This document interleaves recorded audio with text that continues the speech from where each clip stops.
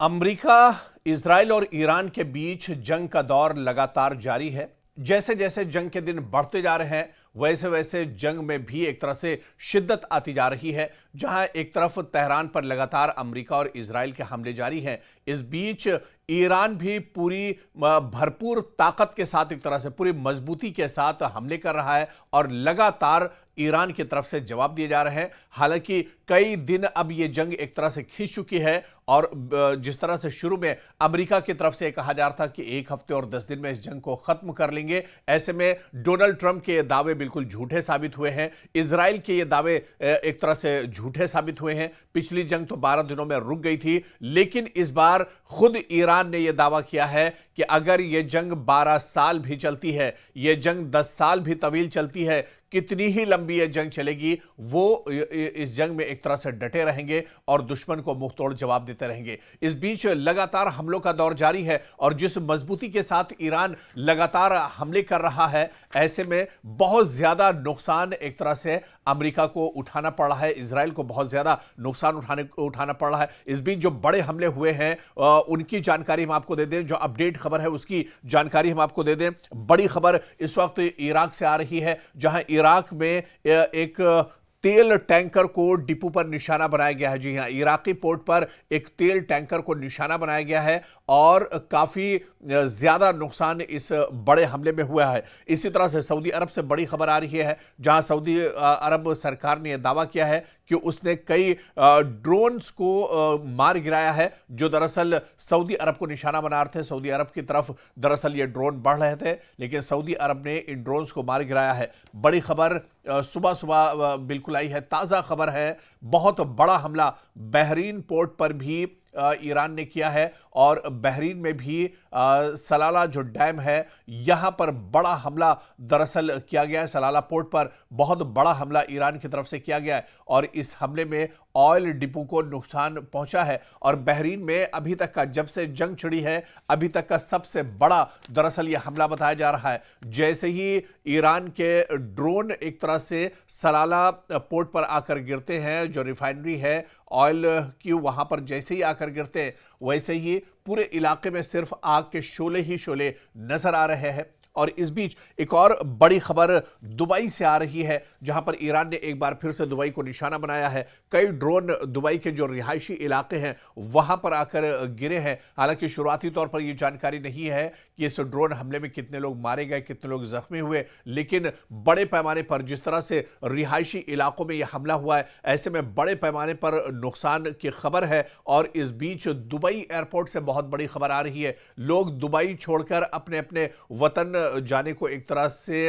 Line लगाकर खड़े हुए हैं, लेकिन क्योंकि एयर स्पेस पूरी तरह से बंद है, जंग का माहौल है और पूरा जो खित्ता है वो मैदान जंग बना हुआ है, ऐसे में दुबई एयरपोर्ट पर लोगों की बहुत ज्यादा भीड़ लगी हुई है। लोग फौरन दुबई छोड़ना चाह रहे हैं, क्योंकि दुबई पर भी लगातार जो अमरीकी तंसीबात है उन्हें ईरान निशाना बना रहा है। और गलती से ईरान का कहना है कि अगर किसी रिहायशी इलाके की तरफ भी ड्रोन चला जाता है तो उससे भी काफी ज्यादा एक तरह से नुकसान हो रहा है। तो ये बड़ी खबरें हैं। इस बीच आप देखिए कि 2 फॉरेन जो ऑयल टैंकर हैं उन्हें भी निशाना बनाया गया है और इराक पोर्ट पर इन्हें दरअसल निशाना बनाया गया है। किस किस ममालिक के ये कंटेनर थे ये तो नहीं पता है, लेकिन इस टैंकर में दरअसल ऑयल भरा जा रहा था और ये पूरी तरह से ऑयल से भरे हुए थे और इस पर एक तरह से ड्रोन हमला ईरान की तरफ से किया गया है।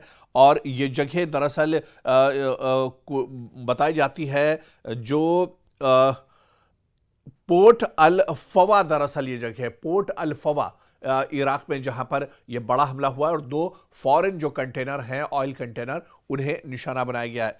कुवैत, और इस बीच जो खबर आ रही है, कुवैत की बात करें, कतर की बात करें, यूएई और सऊदी अरब में भी लगातार ईरान की तरफ से मिसाइल और ड्रोन हमले किए जा रहे हैं। लेकिन इन सारे ममालिक ने दावा किया है, खासतौर से सऊदी अरब ने दावा किया है कि इन तमाम हमलों को दरअसल इंटरसेप्ट इस बीच किया गया है।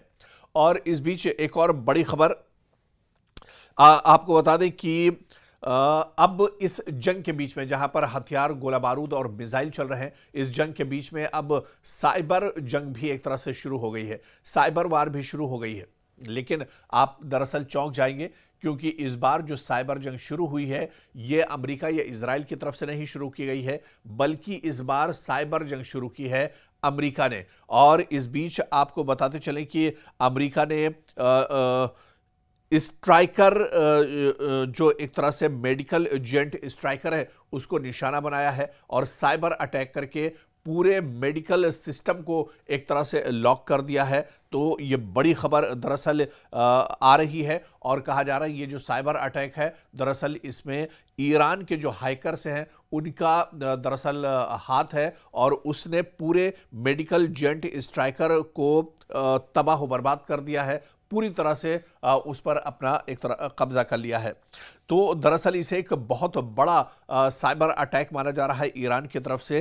हालांकि इससे पहले जब साइबर अटैक होते थे तो ये अमेरिका या फिर इजराइल की तरफ से किए जाते थे, लेकिन इस बीच जो खबर आ रही है कि इस जंग के बीच में अब ईरान ने साइबर अटैक की शुरुआत की है और ईरान ने एक पूरे मेडिकल सिस्टम को बुरी तरह से तबाह कर दिया है। इराकी पोर्ट से इस वक्त जो बड़ी खबर आ रही है वो ये आ रही है कि जहां पर ईरान ने ड्रोन हमला किया था, एक ऑयल टैंकर को तबाह किया था, इसमें एक शख्स के मारे जाने की भी खबर यहां पर आ रही है।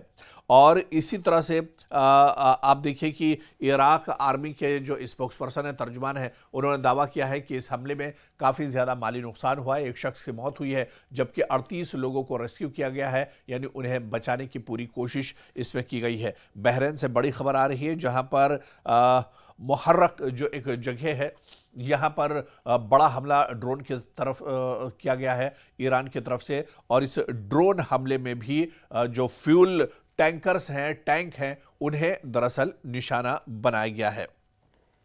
सऊदी अरब ने अभी अभी यह दावा किया है कि उसने 18 ड्रोन्स को इंटरसेप्ट किया है, यानी ईरान की तरफ से जो अमरीकी तंसीबात को हमला करने के लिए, अमरीकी तंसीबात को निशाना बनाया गया था, अब उसको लेकर सऊदी अरब ने 18 ईरानी ड्रोन्स को इंटरसेप्ट करने के बारे में जानकारी दी है।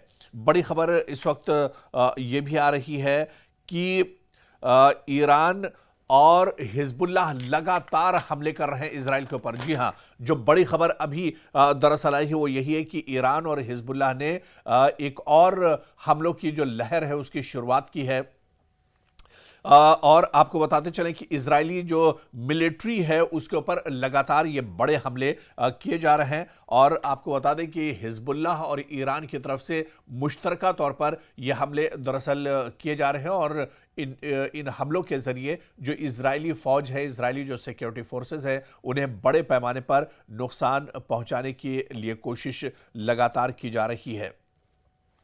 और इस बीच एक और बड़ी खबर आई है, IEA यानी इंटरनेशनल एनर्जी एजेंसी इस पर राजी हुआ है कि जिस तरह से पूरी दुनिया में अब हुर्मुज़ बंद करने बाद तेल की सप्लाई पर बहुत बड़ा खतरा आ गया है। ऐसे में IEA ने कहा है कि वो अपने पास से एक तरह से जो ऑयल की कमी है उसे पूरा करने की कोशिश करेगी और 400 बिलियन जो बैरल ऑयल है वो एक तरह से कच्चा तेल दुनिया के अलग अलग ममालिक में भेजा जाएगा। लेकिन आप देखिए कि अब हुर्मुज़ पर जिस तरह से ईरान ने शिकंजा कसा है और उसके बाद से आप देखिए पूरी दुनिया में अब एनर्जी को लेकर, ऑयल और गैस को लेकर बहुत बड़ा खतरा एक तरह से अब पूरी दुनिया पर देखने को मिल रहा है। हिंदुस्तान में भी इसी तरह के हालात हैं, पाकिस्तान में भी कुछ ऐसे ही हालात हैं, बांग्लादेश और इसके अलावा जो खलीजी ममालिक है वहां पर भी। और इसके अलावा ये तो ममालिक हैं जो मुतासिर हुए हैं अब हुर्मुज़ बंद होने से। ऑयल और गैस की बहुत बड़ी दिक्कत इन ममालिक में है, लेकिन आपको बता दें कि ऑयल एंड गैस की दिक्कत अमेरिका और इजराइल में भी एक तरह से सामने आ रही है। और ऐसे में डोनाल्ड ट्रंप एक तरह से तिलमिलाए हुए हैं और डोनाल्ड ट्रंप ये कह रहे हैं कि अगर अब हुर्मुज़ को नहीं खोला गया, अब हुर्मुज़ में अगर ईरान हमला करता है तो उसकी बहुत बड़ी कीमत एक तरह से ईरान को चुकानी होगी। लेकिन ईरान ने कहा है कि टैंकर तो छोड़ दीजिए, अगर यहां से अब 1-2 लीटर ऑयल भी जो तेल है वो हम जाने की इजाजत नहीं देंगे।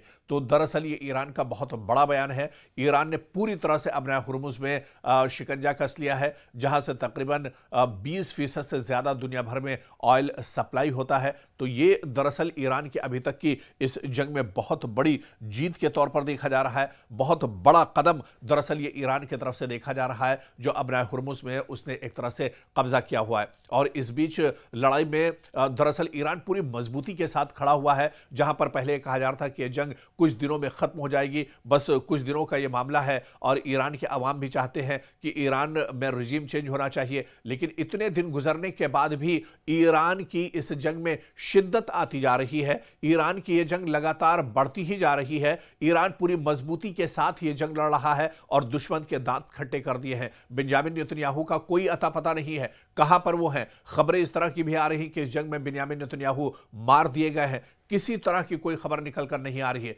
कल आप देखिए कि कई दिनों के बाद उनका एक ट्वीट मंजर आम पर आया था, लेकिन माहिरीन ये भी कहते हैं कि बेंजामिन नेतन्याहू के हैंडल से कोई भी ट्वीट कर सकता है। ऐसे में बेंजामिन नेतन्याहू जमीन के अंदर हैं। उन्होंने एक तरह से इजराइल यानी अपना मुल्क छोड़ दिया है। कहां पर वो छुपे हैं या फिर वो मार दिए गए हैं, अभी इसकी तस्दीक एक तरह से नहीं हो पा रही है। इस बीच बड़ी खबर यह है कि ईरान के नए सुप्रीम लीडर आयतुल्लाह अली खामनई के जो बेटे हैं मुस्तबा खामनई, उनके जख्मी होने की भी खबर आ रही है। लेकिन इराक की तरफ से इसकी तस्दीक भी हुई है कि हल्की चोट उनके पैर में आई है। जब इजराइल ने पहला हमला किया था, माना जा रहा है कि उस वक्त उन्हें चोट आई होगी। लेकिन इसके बावजूद भी मुस्तबा खामनई जख्मी होने के बावजूद भी पूरे मुल्क की कमान वो संभाले हुए हैं। पासदाराने इनकलाब की वो पूरी कमान जो है वो एक तरह से संभाले हुए हैं। और ऐसे में ईरान पूरी मजबूती के साथ ये जंग लड़ रहा है। आप देखिए कि अब ईरान ने अपने हमले और ज्यादा तेज कर दिए हैं। खासतौर से इजराइल की अगर बात की जाए तो इजराइल में चाहे हैफा की बात करें, तल अवीव की बात करें, बैत यम की बात करें और दूसरे जो शहर हैं मशरिकी यरूशलेम की अगर बात करें, यहां पर ईरान पूरी ताकत के साथ एक तरह से हमले कर रहा है। फिर दूसरी तरफ हिजबुल्लाह ने भी अपने हमले और तेज कर दिए हैं। जिस तरह से जुनूबी लबनान में लगातार इजराइल निशाना बना रहा है, तो अब हिजबुल्लाह की तरफ से भी लगातार जवाब एक तरह से दिया जा रहा है और हिजबुल्लाह भी पूरी मजबूती के साथ ये हमले इजराइल पर कर रहा है। सिर्फ इजराइल को ही निशाना इस जंग में नहीं बनाया जा रहा है, बल्कि ईरान एक साथ कई महाज पर यह जंग लड़ रहा है। चाहे ईरान से इराक पर हमले की बात की जाए, जहां पर अमेरिका के तंसीबात हैं, पूरे मशरिक़ वस्ता के जो ममालिक हैं, कहा जा रहा है कि इनमें जहां जहां अमेरिका के एयरबेस है, तकरीबन वो एयरबेस पूरी तरह से अब ईरान ने तबाह बर्बाद कर दिए हैं। अब अमेरिका यहां से कोई ऑपरेशन अंजाम नहीं दे सकता है। अभी तक जो पेंटागन की बड़ी चौंकाने वाली खबर आई है, पेंटागन ने खुद ये माना है कि अभी तक की इस जंग में अमेरिका को बहुत ज्यादा नुकसान उठाना पड़ा है और अमेरिका के 140 जवान अभी तक की जख्मी होने की बात कही है। हालांकि कुवैत में और दुबई में जो अमेरिका के फौजी मारे गए थे, उनका जिक्र पेंटागन ने नहीं किया है। लेकिन आपको बताते चले कि अब तक कई अमेरिकी फौजी इस ईरान के जंग में मारे जा चुके हैं। 140 जो जख्मी हुए हैं उसकी खबर खुद पेंटागन ने दी है। कई की हालत इसमें नाजुक बताई जा रही है। पेंटागन ने इसकी तरफ भी इशारा किया और इसकी भी जानकारी दी है। यानी बड़े पैमाने पर इस जंग में अभी तक अमेरिका और इजराइल को जानी और माली नुकसान का सामना करना पड़ रहा है। और दूसरी तरफ ईरान पूरी मजबूती के साथ इस जंग में कहीं ना कहीं खड़ा हुआ है और लगातार दुश्मन को जवाब दे रहा है। इस बीच ईरान के सदर मसूद पज़ेश्कियान का बड़ा बयान आया है। उन्होंने कहा है कि यह जंग रुक सकती है, उसके लिए उन्होंने सहरुकनी फार्मूला भी एक तरह से रखा है। उन्होंने कहा है कि जो ईरान ने फार्मूला रखा है, अगर इस पर दुश्मन ममालिक यानी अमेरिका और इजराइल एक तरह से तैयार हो जाते हैं, राजी हो जाते हैं इस फार्मूले पर, तो यह जंग एक तरह से रुक सकती है। नहीं तो ईरान इस बार पूरी मजबूती के साथ उतरा है, ईरान पूरे अज़्म के साथ उतरा है। इस बार अमेरिका और इजराइल को ऐसा सबक सिखाएंगे कि आने वाली नस्लें भी इनकी एक तरह से कभी ईरान के साथ जंग के बारे में सोचेंगे नहीं, क्योंकि ईरान इस बार पूरी मजबूती के साथ, पूरी हिम्मत के साथ और पूरे जज्बे के साथ ये जंग लड़ रहा है। क्योंकि ईरान के सामने जो सबसे बड़ा मिशन है वो दरअसल बदला है। वो बदला है ईरान के सुप्रीम लीडर आयतुल्लाह अली खामनई की शहादत का। और ईरान के सिर्फ अवाम ही नहीं बल्कि पासदाराने इनकलाब से लेकर तमाम पूरे ईरान का यह मानना है कि जब तक ईरान के सुप्रीम लीडर आयतुल्लाह अली खामनई की शहादत का बदला अमेरिका और इजराइल से नहीं ले लेंगे, तब तक वो अब अपने घरों को वापस नहीं लौटेंगे। लेकिन मसूद पज़ेश्कियान ने कहा है, उन्होंने सहरुकनी फार्मूला दिया है कि जंग अगर दुश्मन रोकना चाहता है, और जिस तरह से ईरान ने कहा था कि जब हम चाहेंगे तब यह जंग रुकेगी। शुरुआत तो इजराइल और अमेरिका ने इस जंग की है, लेकिन यह जंग अब रुकेगी जब ईरान चाहेगा। तो इस तरह से इस जंग को रोकने के लिए एक फॉर्मूला दरअसल ईरान ने दिया है और ईरान ने कहा है कि हम अपनी शर्तों पर यह जंग रोकेंगे। अमेरिका और इजराइल अगर इस पर सहमत है, इस पर मुत्तफिक है, तो वो एक तरह से जंग रोकने के लिए तैयार है। लेकिन इतना जरूर तय है कि जंग जो अगर रुकती है तो वो ईरान की तरफ से ही रुकेगी, ईरान ही एक तरह से इस जंग को रोकेगा, नहीं तो यह जंग चलती रहेगी। क्योंकि जितना नुकसान अब तक इजराइल और अमेरिका का इस जंग में हो चुका है, बिल्कुल तबाही के दहाने पर एक तरह से इजराइल पहुंच चुका है। तल अवीव पूरे तरह से नक्शे से एक तरह से गायब सा हो गया है, पूरे तल अवीव में कोहराम मचा हुआ है और नेस्तो नाबूद एक तरह से पूरा का पूरा तल अवीव हो गया है। और अब आप देखिए गजा में जिस तरह की तस्वीरें आ रही थी, कुछ उसी तरह की तस्वीरें अब तल अवीव से भी आ रही है। तो बिन्यामिन नेतन्याहू दरअसल बहुत डरे हुए हैं। डोनाल्ड ट्रंप के सामने बहुत बड़ा चैलेंज, बहुत बड़ी परेशानी है कि वो कदम पीछे कैसे हटाएं। और इस बीच ईरान ने जिस तरह से अपनी शर्तें रखी हैं, ऐसे में इजराइल और अमेरिका पर दबाव बहुत बढ़ जाएगा। लेकिन माहिरीन का यह मानना है कि हो सकता है कि ईरान की इस बार शर्तें अमेरिका और इजराइल मान लें, क्योंकि अब तक की जंग में इजराइल और अमेरिका को बहुत ज्यादा नुकसान हो चुका है।